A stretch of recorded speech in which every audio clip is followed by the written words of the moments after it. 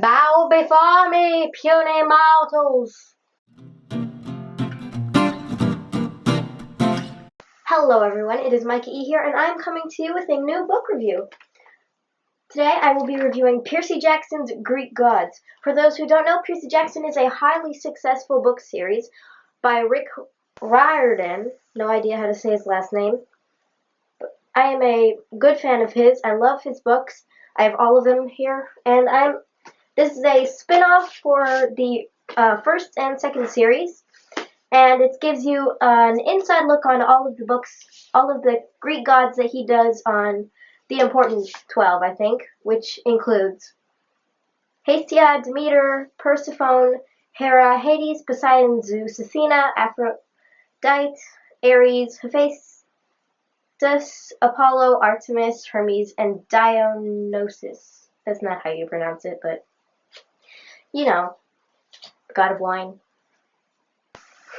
So anyways, today I'm going to tell you a little about it and do a quick reading. From the Greek gods, it gives you a little insight on all of the backstories of all of the Olympians and where they're from and how they were created, in essence of the word. And I'll read you a small chapter, which I think I should be getting to now before I dwindle. So I'll get to it. This scene is from... It's called Persephone Marries Her Stalker.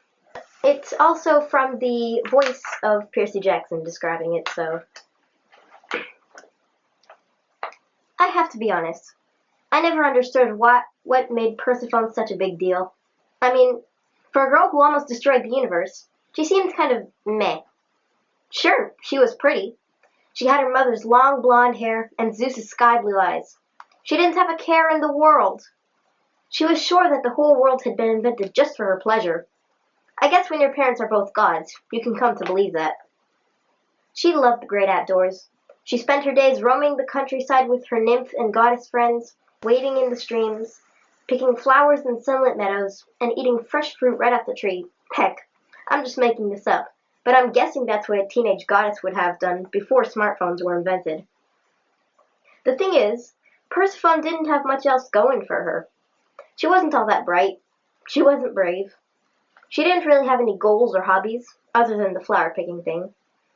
She was just kind of there, enjoying life and being a spoiled, sheltered, overprivileged kid. I guess it's nice work when you can get it, but I didn't grow up that way, so I don't have much sympathy for her. Still, Demeter lived for her daughter, and I can't blame her for being overprotective. Demeter had enough bad experiences with those sneaky male gods. After all, Persephone had come to the world because of a snake ambush. The kid was lucky she wasn't hatched from an egg. But, of course, since Persephone was declared off-limits, all the male gods noticed her and thought she was incredibly hot. They all wanted to marry her, but they knew Demeter would never allow it. Anytime one of them got close, Demeter appeared out of nowhere with her dragon-drawn chariot and her wicked golden sword. Most of the gods let it go. They decided to find some safer goddess to date. But one god couldn't get Persephone out of his mind, namely Hades, lord of the underworld. Perfect match, right? An old, gloomy dude who lives in the world's largest cave filled with the souls of the dead. And he falls in love with a pretty young girl who likes sunlight and flowers and the great outdoors. What could possibly go wrong? And that, guys, was a quick book review for one of my favorite of all-time books, just to give people a bit of comic relief. It's a very funny book with lots of sketchy jokes in it, but I guess that's what I like. See you next time. Bye!